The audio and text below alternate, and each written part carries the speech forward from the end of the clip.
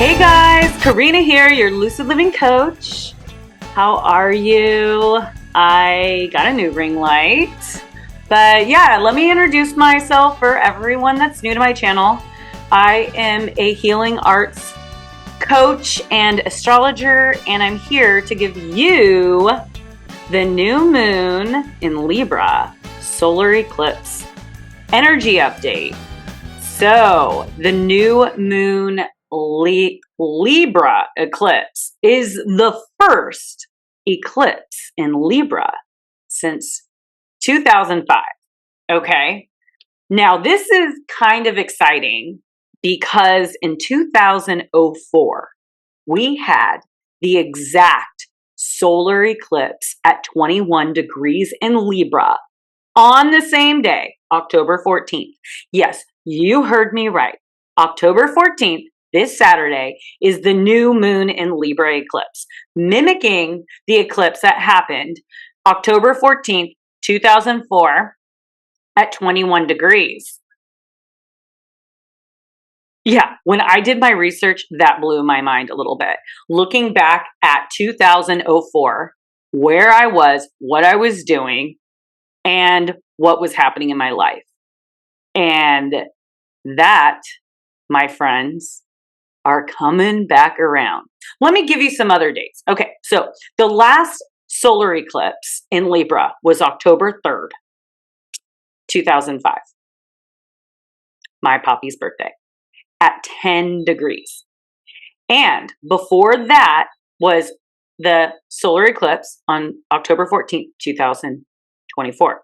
Now the last Libra eclipse was a lunar eclipse. So I'm talking about solar eclipses, which are different because those are new moons. So that happened in 2004, 2005. Then you have lunar eclipses, which are full moon eclipses. But nonetheless, it's still a Libra eclipse. And this Libra lunar eclipse happened on March 2016 was the last Libra eclipse.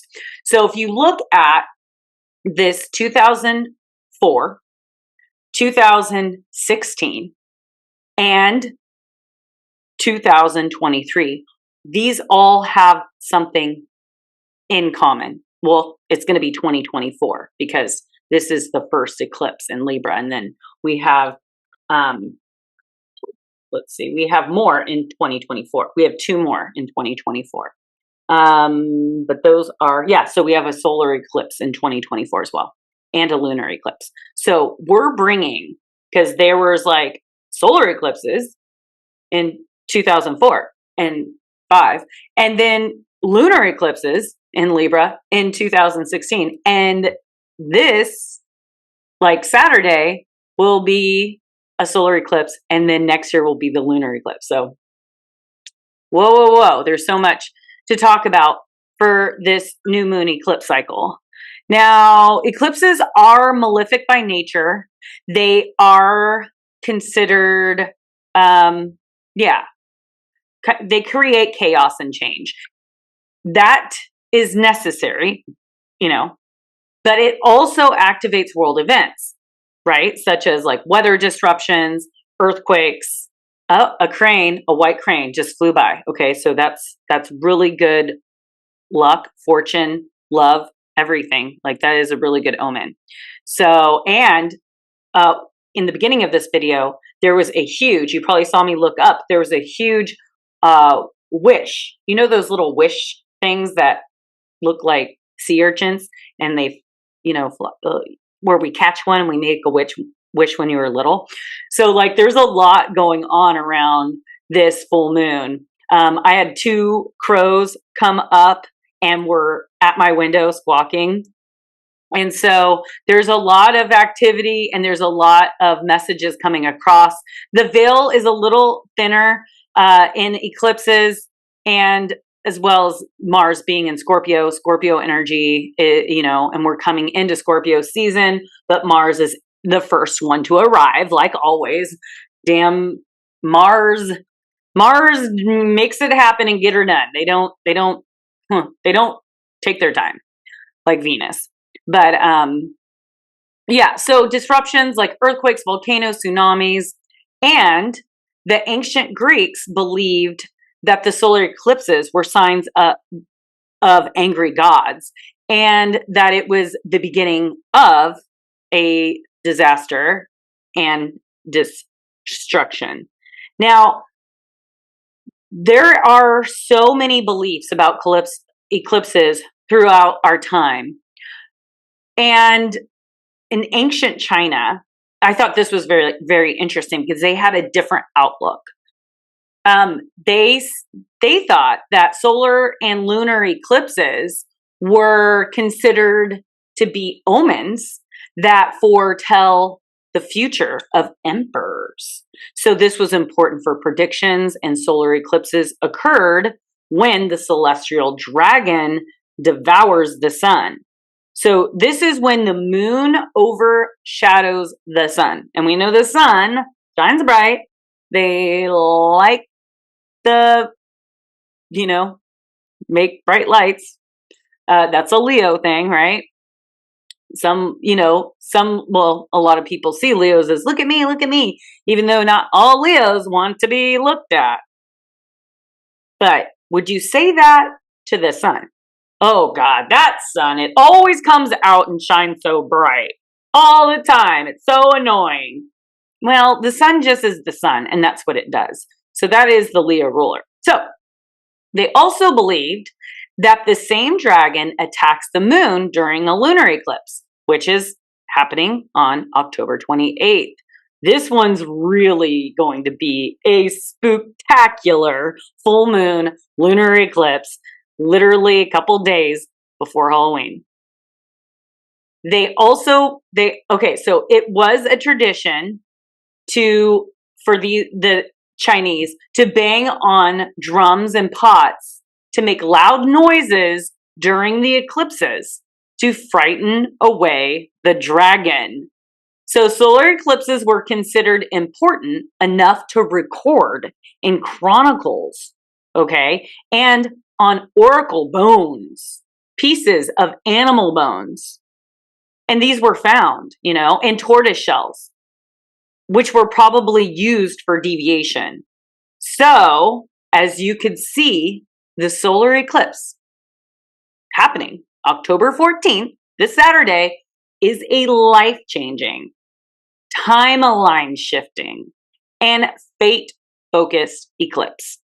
Not only are these changes in our personal lives, but on the big stage at hand, we may see our leaders shift, and we may see more war as these changes are not in the favor of the old reptilian system, the government systems, because we have Pluto still transiting Capricorn, the last degrees of Capricorn. It's going direct, and it's going to move back in there January of 2024, back into Aquarius. So we'll have one more dip at the end of 2024 into Capricorn, but after that, we will not see for the rest of our days in this lifetime. All right, so I am going to go ahead and share the chart and walk y'all through some things, okay? Okay, all right, okay. Share screen.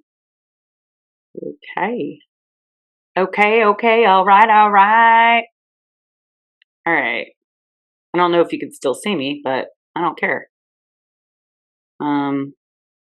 Just as long as you can see this chart.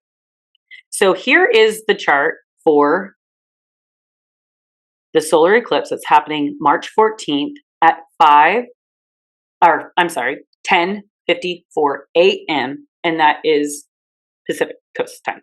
Okay? And you can see right here, this is the rising. It's a rising Sagittarius. And the new moon is in Libra at 21 degrees, where the sun and the moon are at the exact same degrees. Mercury's right here at 17 degrees of Libra, which is conjunct this new moon. There's a lot of information coming in, right? And Mars, being in Scorpio, is exposing the truth. And it's all in the 11th house at this particular snapshot. It's going to be different in our each individual charts. But right now, the 11th house is the collective and our future plans, AI, all of that. So there is huge shifts in the collective, and we might be, the bigger systems are exposing their evil, right? They're showing a part of their selves that are gross. Like, we're seeing more war and conflict, and humanity is rising up against the powers that be. Okay, so we all need community more than anything. We should not be fighting amongst each other. We should be fighting against the powers that be for our freedom that is slowly being taken away. Now, the eclipses are based off of moon's nodes. So these are the nodes of the moon. This is the south node, and this is the north node. Now, they are currently in Libra and Aries. This is partnerships, relationships, other, and this is ourself and our ego. According to the Hindu mythology, there is an unseen planet out there in the form of a head of a serpent god called Rahu and Ketu. And this is the north node and the south node. So we call the north node Rahu, and we call the south node Ketu. So the head, Rahu, right here, this is where we're supposed to focus more of our energy on, and we're heading this way, even though we can't forget about what we're leaving behind, for sure. It's balancing the two. And then you have the body, or the tail, which is Ketu.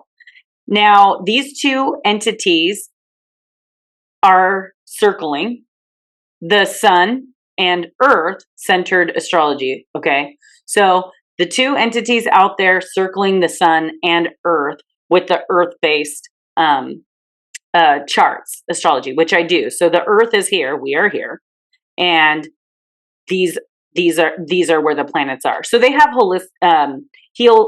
heliocentric charts where we could put the sun at the center of our charts too. So that's just another chart that we could pull up. And I think that might be something better for Leo energy. So if you want to know, let's say you have Leo in the 4th house. Maybe you're not a Leo though, it doesn't matter.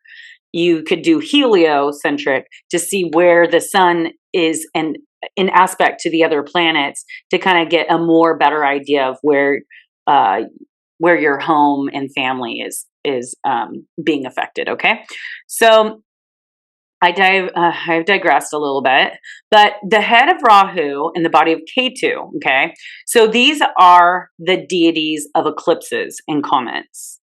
Rahu, who is fixated on eating the sun and the moon and will try to catch them and gobble them up. That's one of their beliefs. So eclipses come in pairs, which are solar eclipses and lunar eclipses. So we're having the solar eclipse on Saturday and the lunar eclipse in Taurus, the 28th, Taurus at 5 degrees on the October 28th. So after Saturday, between Saturday and October 28th, this will be the eclipse portal. This is where we will be marinating and wondering in the dark what the hell is going on. So Venus is the ruler of both of these eclipses, right? Because Venus is the ruler of Libra, and also Taurus is the ruler of Libra. So we are really focused on the feminine energy, and it's strong in this. So let's talk about what it means to be feminine. Okay, femininity is an open connectedness. How well do you relate to others? Libra is the sign of partnership, okay? And relationships connected to contracts like marriage and business partners. And Libra is also about balancing our needs with the needs of others and is all about harmony and cooperation.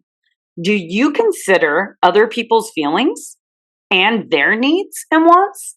Or is it only about your needs and your wants and your feelings? Where can you be more balanced? As in, the Justice card in the tarot is associated with Libra and Temperance. So feminine energy is also the way that we can carry ourselves, okay? So, and also the way that we look, right? So we can dress the part too. The image that we present to the world says a lot about us, but it's very important that we also embrace and embody the things that are right for us for the right reasons. So feminine energy has always been associated with makeup, dresses, heels, right? But let's say that you put on makeup because you feel inadequate if you don't, or you have to put it on in order to be or to feel beautiful. Okay, so ask yourself why you do these things. Do you wear makeup because you like it? That it's fun, you love being creative? Or do you wear makeup because you don't feel adequate or beautiful without it? And then that's where we need to start working on our inner feminine energy, embodying our feminine, like loving ourselves for who we are. Because masculine energy is focused more in the physical world, where feminine energy is focused more in the world that we don't necessarily see with our eyes, but we feel. It is the unseen, in the womb of the feminine.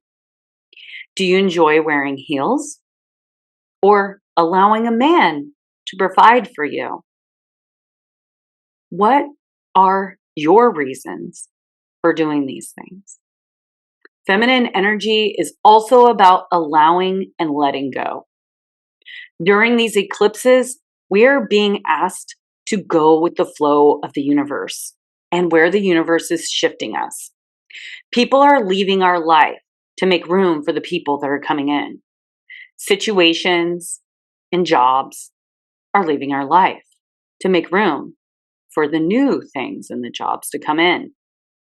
Because these eclipses are in the sign of partnership and relationship, a lot of our contracts are coming to an end.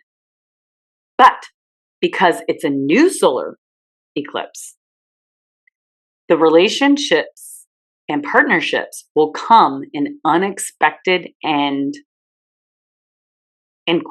very quick, because we have Uranus involved. There's a trine with Uranus. So I'll show you right here. Uranus is trine over to Pluto. And so there is a quincunx too. We will not see it coming. It is in contact with this new moon eclipse. Have trust in the universe that everything is happening and aligning in your favor, regardless of your situation and your feelings of loss or loneliness or confusion or instability, because that stability is right around the corner for you. You are being pushed in the area that you need to be. So don't resist, don't force, don't make. This is a great eclipse portal to make a vision board, to do some manifestation work, and to write your love list. What is a love list? Well, a love list is where you write down all the qualities and the traits that you want in your partner or the person that you want to manifest into your life. Now, the sun is in Libra, okay, right? Venus is in Virgo, right here. And Uranus is in Taurus. So all three of these planets are at their fall, meaning that they're opposite of their exaltation. And this is a challenging position for these planets. There could be a lack of resources, or a place of transformation, like the butterfly caterpillar that's in the cocoon and it doesn't know like what to identify with or what is going to become or what it's going to become or where it is. It's literally a time where we could, it feels like it would, like you go to sleep and then you wake up and all your furniture is rearranged. Or maybe you got new furniture, okay? So dreaming of a life you've always wanted. This is a fertile, fertile new moon eclipse. We will be getting into relationships with those soul contracts. Whether that's who we are with already or who we will meet. This is the time of unions. Aspects to this new moon. Let's talk about those aspects. We have an aspect to Pluto. Okay, this is really obvious, right? Because Pluto is at 27 degrees and it's squaring Mercury, okay? Squaring the sun and the moon and squaring the nodes, okay? 24 degrees. So all these, it's squaring. The closest it's squaring is the south node. And it's also squaring over to the north node. So Pluto is the planet of transformation, okay? And it's really having a hard time with all these eclipses that are happening. This Pluto in Capricorn. So this, with the Pluto square to this eclipse, deeply buried feelings are exposed. Like intense emotions and reactions are harder to control. Getting them out of your subconscious, though, is healing. However, we want to make sure that we're doing it in a constructive way and not just in a very violent and possessive and controlling, egotistical way. Okay, that's that square here, over here, over here. Okay. But we also don't want to make decisions based on other people. We want to be listening to our higher self, our intuition, and what we feel is best. So there is an emotional, power struggles like jealousy, manipulation, guilt, bullying, sexual abuse, domestic violence, and let the challenge be turned into an opportunity for transformation, evolution. So both of these times, 2004 and 2023, 2004 and 2021. Yeah, so there was a challenge in those 2 years. And those challenges have changed who we are today. Now, also, because there's a lot of Scorpio and Pluto involved, family secrets, it could be family, friends, whatever. Secrets, addictions, fears, phobias, addictions, sexual problems may be exposed for all to see, for the public, for everyone to see. And this is just a part of this Scorpion Mars energy because Mars is activated too. Now, this transit could help eliminate bad habits though, okay? So once you are exposed, okay, let's say that you're married, okay, and you've been hiding that you've been doing drugs behind your wife's back, let's say, and she finds out about it. But you don't want your marriage to end. You want to continue being with that person, but now you're exposed. Now you are in the light, and whatever's in the light can be healed. And so these habits and these behaviors could make a positive transformation of your emotions and your relationships, because now it's authentic, right? So when we lie and hide things, we're not being real, we're not being authentic, and we're not being true to ourselves and our partnerships and our relationships. So when you expose yourself or you are exposed, there's a sense of intimacy that happens, and you can, repent or ask for forgiveness and start moving in the direction. And now you'll have the support, where before you didn't have the support and you were living a lie, okay, essentially.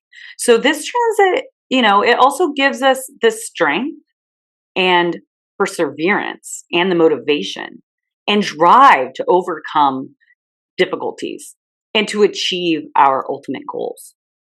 And do it in a way that is constructive and building self-confidence in yourself and others, and not aggressive and controlling and stepping on other people's heads to get ahead. That's old world shit, and that's not going to fly anymore. Okay, this is all about unity and connection in the age of Aquarius. Now, Venus in Virgo was last in September of 2022. So we want to look at September of 2022 and just see what was going on for you, because connecting to who we are and what we value. In being in Virgo, the focus is developing our skills and abilities and improving ourselves and our environment and helping others improve. So this is a time when we are focused on our mind, body, and spirit. Like, we need to get ourselves to where we need to be to vibrate at the frequency in which we want to attract. Also, helping others improve and lifting each other up in support. So Virgo is the maiden. She's the virgin.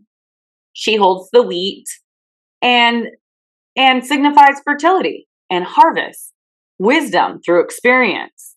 And these eclipses are extremely abundant, with new beginnings and fresh new perspectives. I love this cup. My sister got me. It's, oh, you can't even freaking see it. I hate these freaking things, but they're mushrooms. Okay. So some have put others first, you know, for quite some time, for a long time, you know, and haven't really seen their own self-value.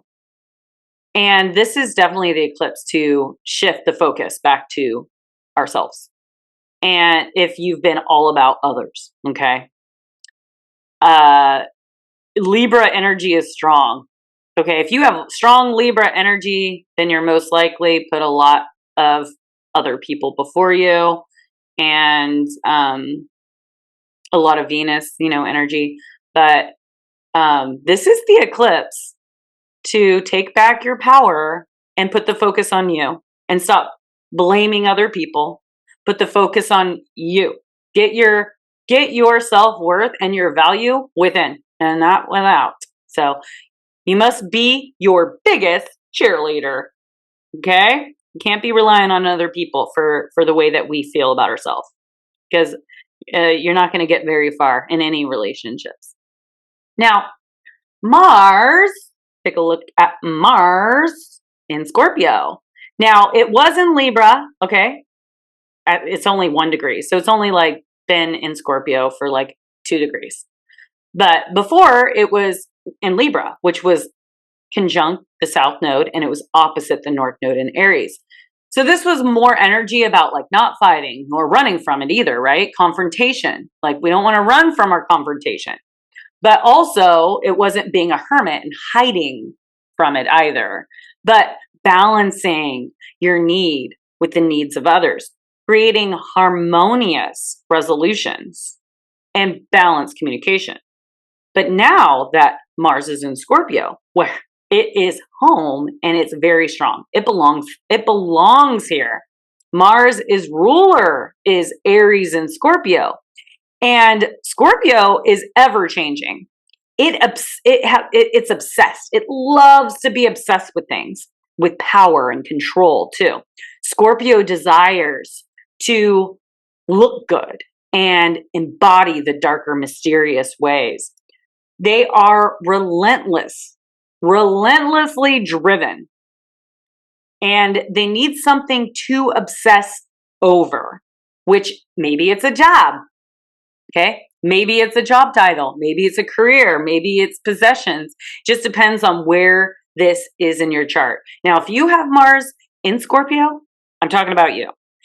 It depends on where it is, what house it is, where you embody these energies. Also, if you have Mars conjunct Pluto, okay, same story. Now, the last time Mars was in Scorpio was November 1st. It entered into Scorpio in 2021. So Mars is about our drive and our passion and our self-determined action. And being in Scorpio, it's exposing the truth, okay? Through deep involvement in penetrating the depths of life. So there is a lot of things that will be revealed that were hidden. And it's coming out on the surface for everyone to see. The truth is revealed. Therefore, it will make our decisions easier, right? So if we know all the things that were hidden, then we could decide accordingly, right? So let's say we were going to buy a house. We were looking at buying a house, and then this transit comes, and you just found out that the foundation is faulty, okay? It was something that was hidden because they wanted to sell the house quick.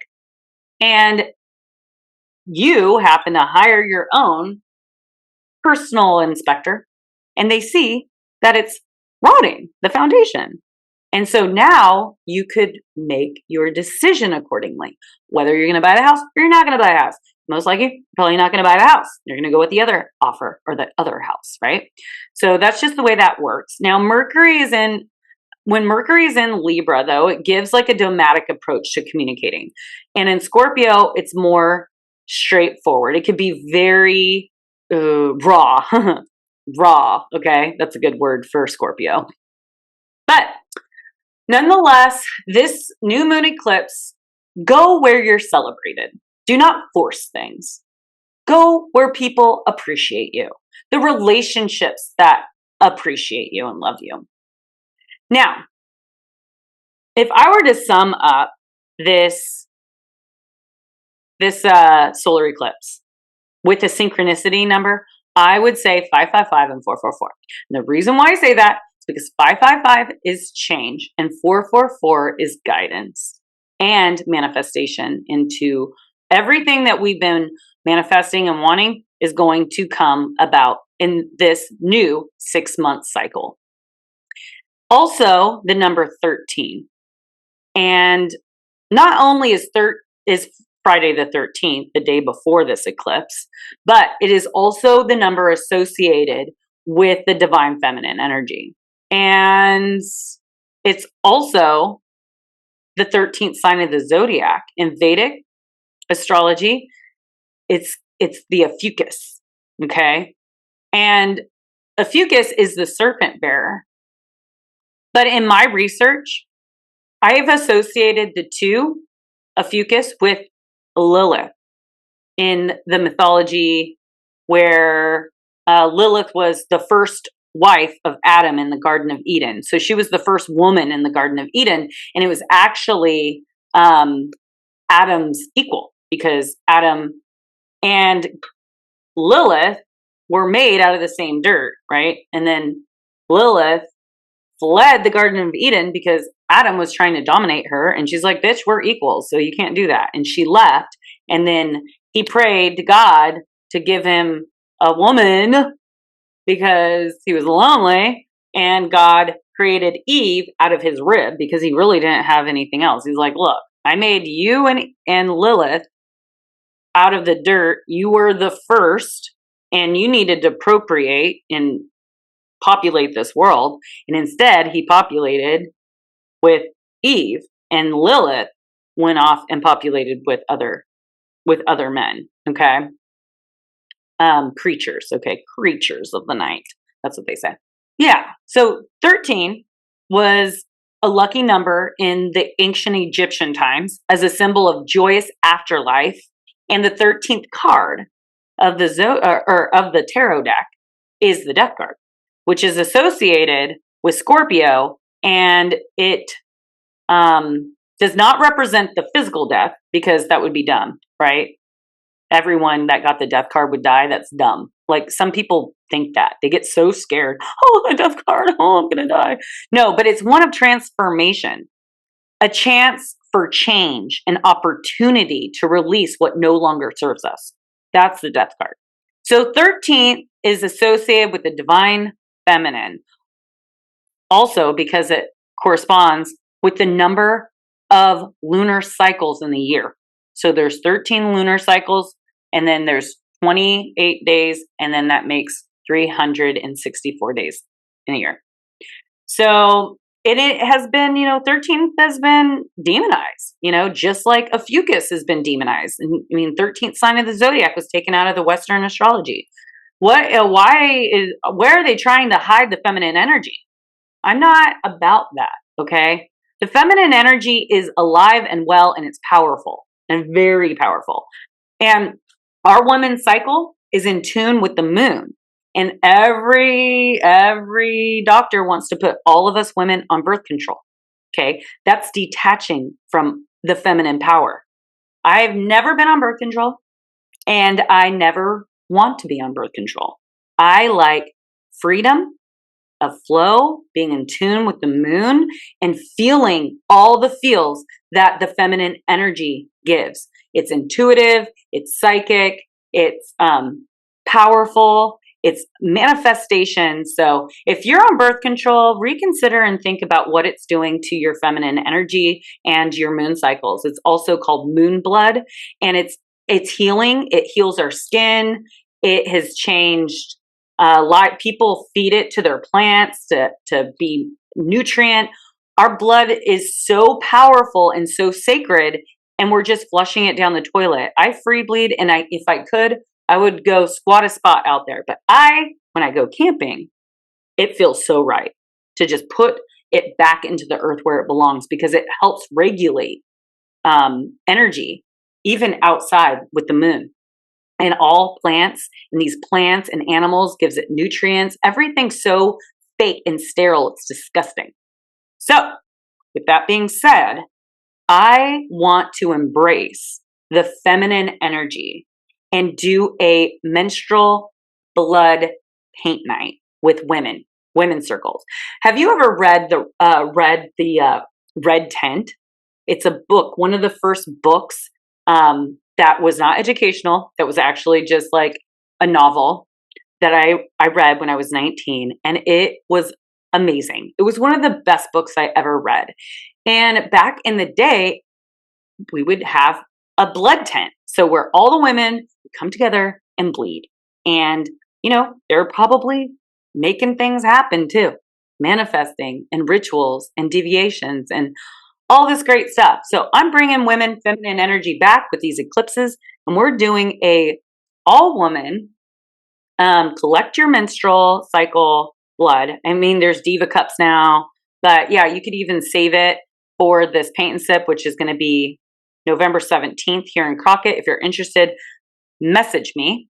If you're not into that, that's fine. You don't have to be. If it calls to you, reach out. I'm just holding space.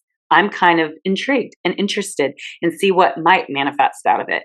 Manifesting self-love, okay, and taking back our power, because it's been so demonized, the feminine energy, and people grossed out like, oh, blood, when it's like so powerful. Like people are buying blood. They're getting vampire masks. It heals, and like scarring, and it's so good for, it's magic. Let's put it to some use. If you're not into that, I'm doing a paint and sip November 5th at 2:00 at William Welch Wine in Martinez.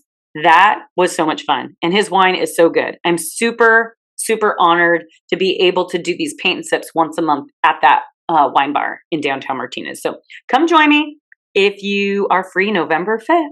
It'll be fun. It's $55. If you're interested, you can Venmo Lucid Living Coach, and it includes your first glass of his super good wine. He has all kinds. I love his Sauvignon Blanc, but he has a really good Petite Syrah in bourbon barrel. Okay, he has one without bourbon barrel as well. He has a Zinfandel Rosé. It's amazing. But anyways, I just want to make it more affordable for women to get together and come out and just have kind of like a woman's little coven, you know what I'm saying? Bringing it together. Now, if you are interested in a reading, You can go over to my website, www.lucidlivingmovement.com. Click on the astrology tab and it lists all my readings. I have, I'm backed up right now for the next probably 2 weeks. But if you put in your order now, you're going to get it right at the next eclipse, the full moon eclipse. Okay. So get those orders in. Libra, 21 degrees. This is the inside degrees. Let me take this off the share because we are done with this chart. Oh, okay. I want to point this out too. Forgot to point this out. Now I rarely talk about asteroids or anything, but this is Juno. Juno, oh, that's so crazy. I said 13th. Okay. Juno is the good wife. It's the wife of Jupiter. So I see her as more like an Eve in the Garden of Eden. This is Black Moon Lilith. I see her as more of OPHIUCHUS, Lilith in the Garden of Eden, right? So this is the first woman in the Garden of Eden, and this is the good wife that God made out of Adam's rib. And they are exactly at 28 degrees of Leo.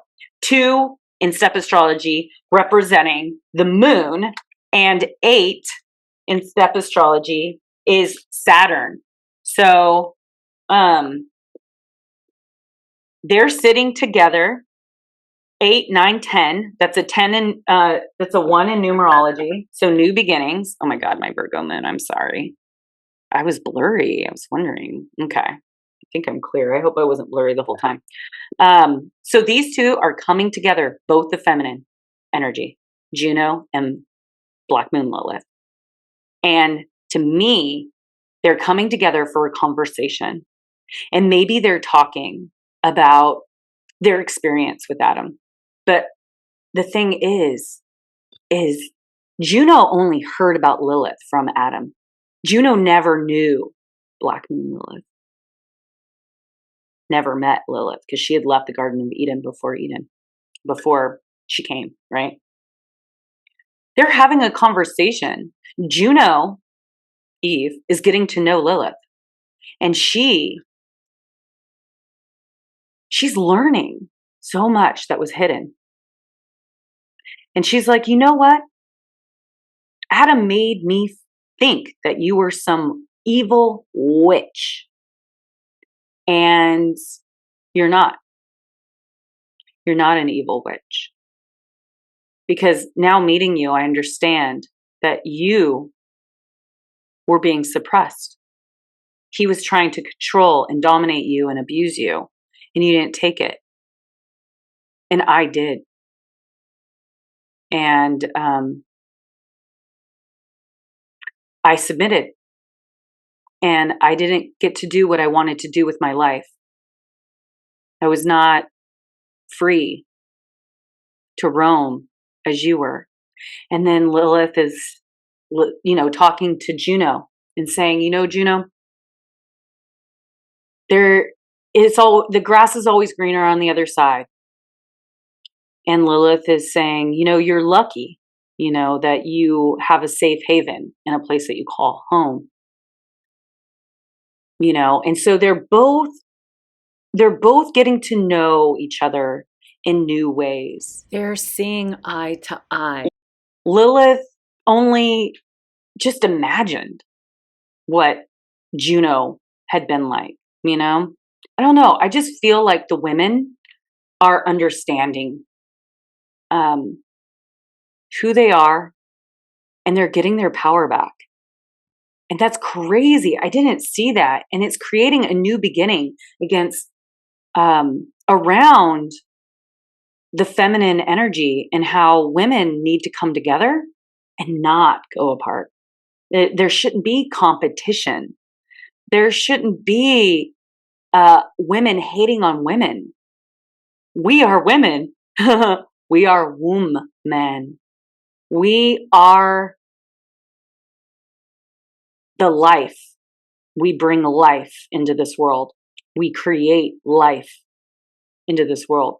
We are the satellites of this world. So imagine if we had no satellites. we'd have no communication, we'd have no currency, right? So that is very interesting.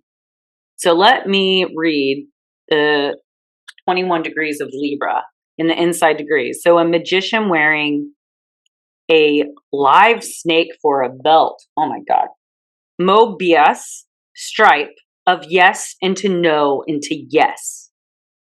Yes is primarily the eager embrace of sense life and a rapture of release.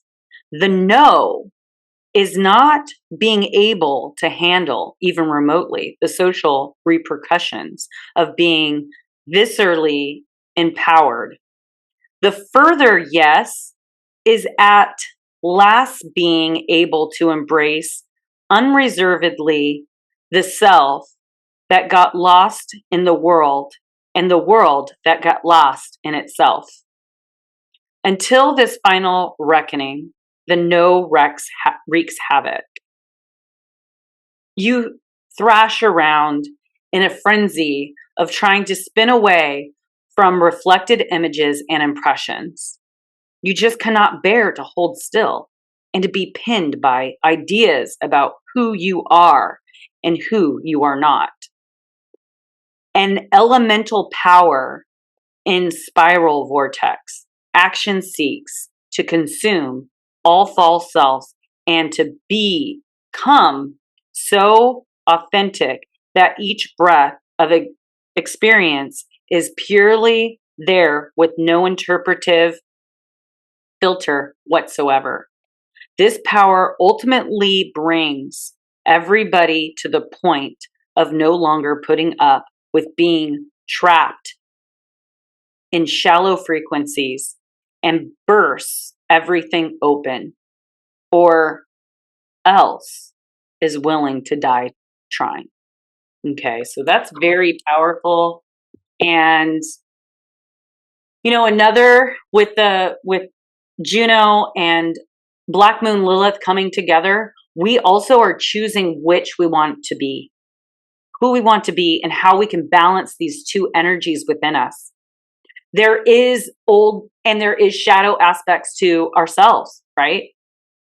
We can be egotistical and we could be controlling and we could want to fight and prove ourselves, right? But we could also be submissive and run and hide from this opposing energy. But this is asking us to balance these two energies, to find solutions, to be that feminine nurturing energy and understand the other person, to see both sides, being a diplomat, to balance, and knowing that we all have a story. We all are not perfect. We all fall short. And it's about getting aligned and in tune with our truth and who we want to become and the aspects of ourself that we love and we want to embrace. And the shadow aspects of ourself that we can look at and say, thank you for protecting me. Thank you for keeping me safe. But it's not going to dominate over my compassion and my love and my authenticity. So with that being said, I'd like to end with a card reading to see if anything else comes up for us. I will pull from my deck that I got in Joshua Tree first, because it does have a book, which is nice. See, it's a big book. All right. So yeah, I'm excited about this new moon eclipse. I think that there is a lot available to us and a lot of shifts and changes and positive ones. No, it's really good for the air signs and the fire signs. Whoa. One came out. King of Swords, huh? All right. King of Swords. Ooh, there is a lion on there. 3 in someone's head. Ooh. Let's see, the King of Swords.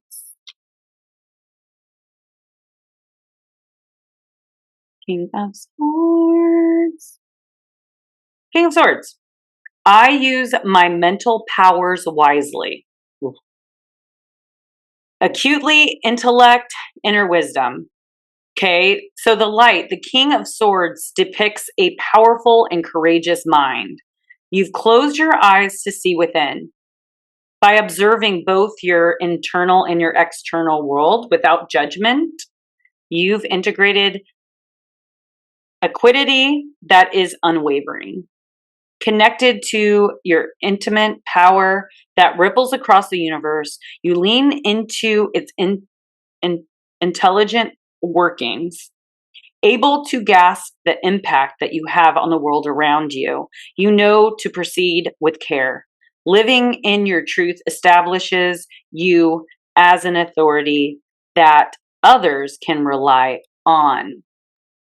You're well respected, yet another reason to use your powers wisely and with integrity. Your inner knowledge will continue to inspire you as you inspire others. Logic will inform your rule. Serve your kingdom as you let objectivity with a pinch of instinct lead. You are bound to resign with fairness.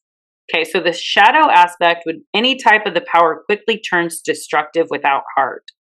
You'll need to integrate love to employ your strength in a positive way. Refrain from coercing others to join your cause. They have their own important part in the intrinsic interplay of the universe and must be allowed to fulfill this role. Eventually, exploiting someone else hurts everyone, for we are all interdependent. Okay, yeah, I feel that. I've actually been thinking about that a lot.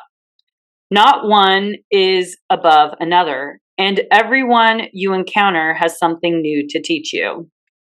Don't roar so loud you can't hear the earth's tender whisper. Make a point of seeing others' gifts without ulterior motives. Your actions matter. Let your heart infuse your role with the intention and kindness. So yeah, that's so funny. I've been really meditating on that lately. Now, radiance tip. So have you ever thought about teaching a class or even a course in your field? Yes, and I do. I actually teach how to read your astrology or how to become an astrologer. And it is on my website in my workshop tab. You may find pleasure in putting together a workshop, even just for friends, to share your wealth of knowledge. And my paint sips. So I hope to see you at one. And let's pick some oracle. Why not?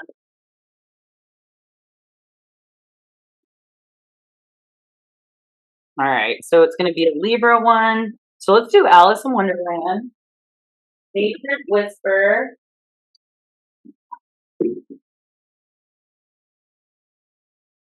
Okay, maybe I picked too many, but some people like the readings, the card readings, so whatever. I do. All right, let's pick one from Flower of Life for this new moon in Libra, solar eclipse. Crystal bath. Hold your favorite crystal close to your eyes and imagine, ooh, maybe my apophyllite. And imagine that you're walking down a flight of stairs to a beautiful crystal bath filled with healing waters. Ooh.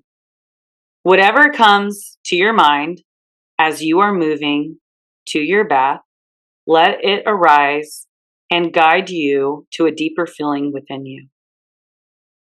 It might feel raw, but allow yourself to ease into it. Like a hot bath. It may sting a little to start with. Like when I go to the hot springs, oh God, and sometimes they're too hot. It does sting. Yep.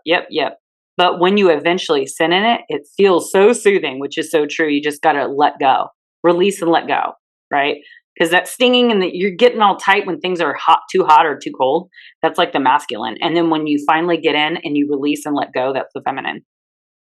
But when you eventually sit, it feels so soothing. Step into your crystal bath and be healed and soothed by your revitalizing waters. Allow all that comes up to be there. Begin to experience yourself on a more intimate level. Surrender to the process and release all resistance. Feel free as wave after wave of healing, soothing crystal liquid light and love flows over and within you. Stay here for as long as you want. And when you feel ready, open your eyes and see your world through crystal clear eyes. Nice. Good meditation. Now I'm going to pick from the Nature's Whisper deck. Oh, there. Infinite Blessings. That came out real quick. Infinite Blessings. I actually do feel that with this new moon eclipse. Infinite blessings.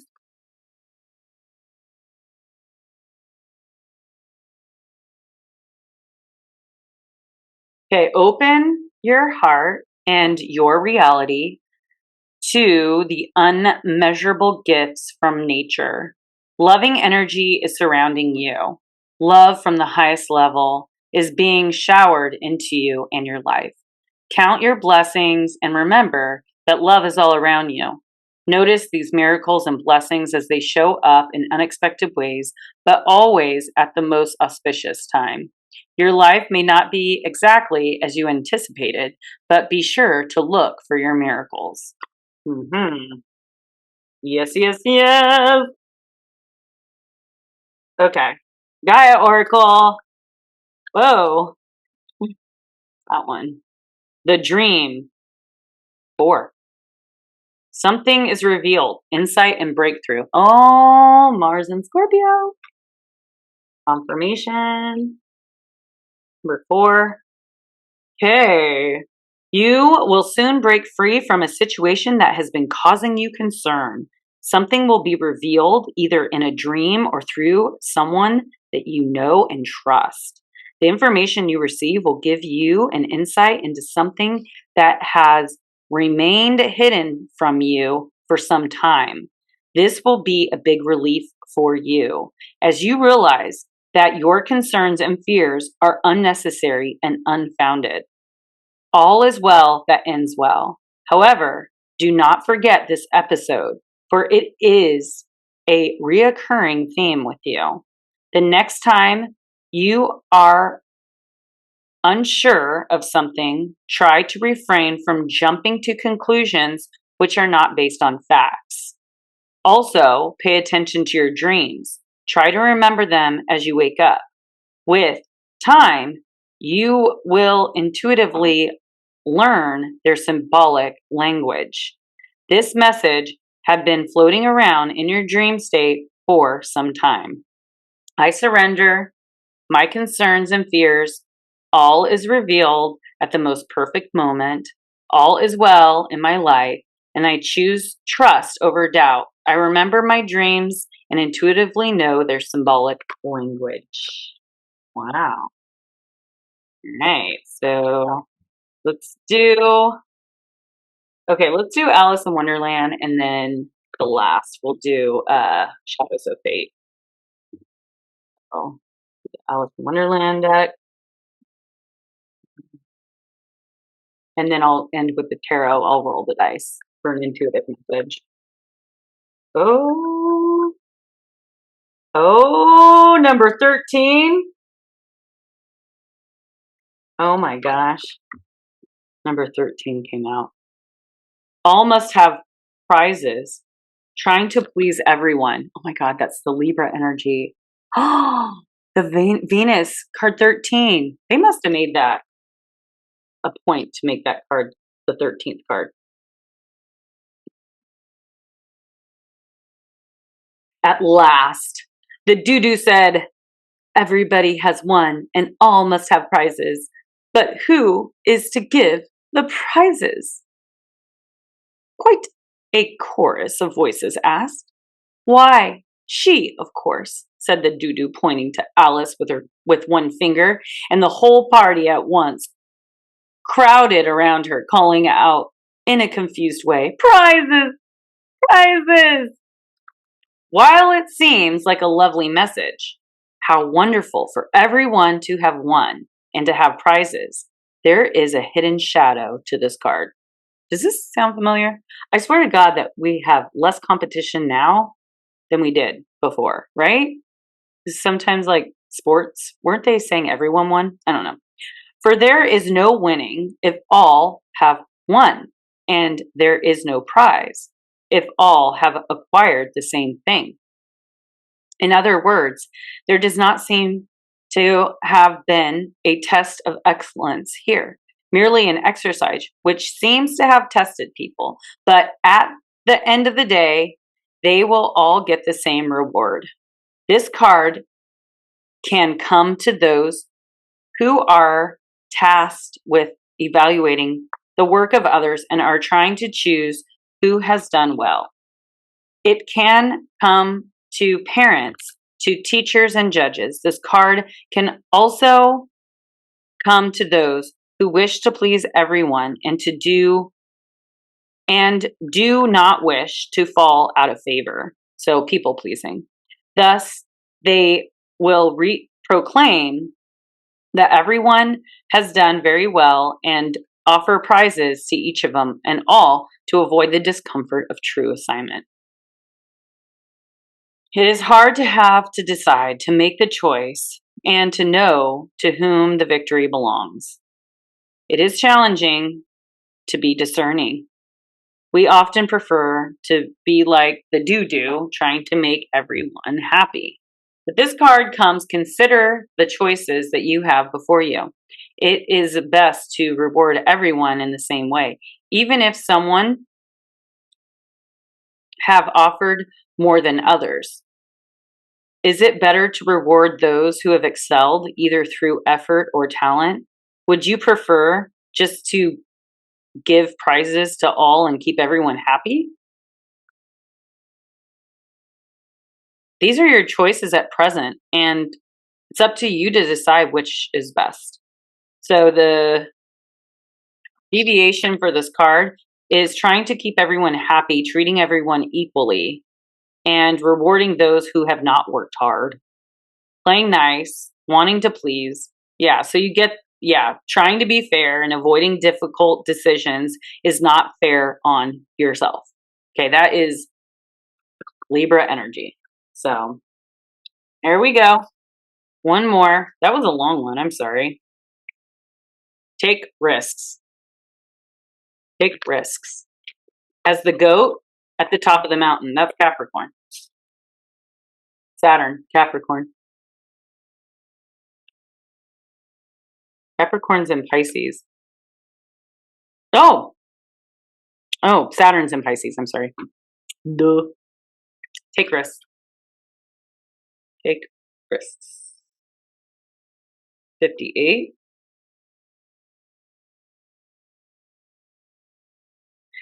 Okay, risks are personal to each of us. To some, climbing a mountain doesn't feel risky. To others, having a conversation with a stranger does. What has been calling you that you have been afraid to do? Comfort kills growth. It is important that we regularly do things that push the envelope, that make us feel nervous, apprehensive, and uneasy. This card is asking you to take the plunge and to do the thing that intimidates you. Trust that the net will appear after you jump. So the mountain goat can jump 12 feet between ledges, scales steep mountainsides of over 60-degree slopes, pull themselves up inclines with one hoof, and can climb over 150 feet in 20 minutes. Wow. They teach us that all challenges are relative and that risks often seem greater in our heads. We may even impress ourselves with how easy something is once we take the leap. Call upon Mountain Goat when you need help tapping into your bravery as you embrace risk. That is perfect. All those cards were amazing for this new moon. So I'm going to roll the dice. Saturn in the 4th house? Sagittarius? Wow. Does anyone have Sagittarius in the 4th house? Saturn in the 4th house? I don't know. So let's see what these cards say. So usually, I mean, I would see this as like someone that may have traveled a lot, you know, lived in multiple places, and they didn't have like a whole lot of choice around that. They didn't have decisions around that. Maybe that was just a part of, maybe they started off when they were kids, like their parent was, oh, my 3 crows. My parents were, let's say, were military, and I had to move around a lot, and it was kind of out of my control. But then when you grow older, maybe you get into it too, or maybe you live. Your work is your life, and you live and breathe your work. So that's what that says to me. That role. So let's see who this is for. Okay, 2 cards popped out. That's it. The Emperor. Okay. The Emperor is the Aries card. Okay. And the 8 of Pentacles. Okay. This is someone that has worked very hard, have been ambitious and driven. Okay. So that goes along with the role as well. Okay. And let's say you've been working. What about this person that's working hard? Okay. The Chariot is a Cancer card. Coming home. Okay. There's something about balancing. Whoa, there's something coming to an end. Oh, wow. A close. Yeah, the World card. Okay, the Page of Cups and the 3 of Wands. There's something coming up that is shifting for you. It's ending a cycle. Maybe you meet that person that is your home, that you finally want to settle down with. Self-discipline, okay? And maybe you've had, so this is also very similar to the Chariot, because Chariot is success, action, determination. So because of all your hard work, you're going to get this. You're going to get this. This is self-discipline, okay? Lack of direction and opposition. But this is willpower, success, and action, determined action, okay? And then the Page of Cups. Okay, the cups are always emotional cards. So they're water cards. So this one is creative opportunities, okay? And messages. So we want to be listening to our intuition for sure. And then the World. The World card is completions and achievement. So 3 of Wands. 3 of Wands card. See, this guy's like, okay, I've got these 3 wands. What is happening? What's next? It's you're making progress, expansion, foresight, overseas opportunities. Okay, so maybe this does have to do with moving overseas. This could be moving into your forever home. Maybe you're going to buy a house and you're going to settle. This is also a twin flame card. So it's balancing your masculine and feminine energies. that is necessary for someone like this, like someone that is all work and no play. Okay. You need to find the balance between work and life balance. Okay. That's the Chariot.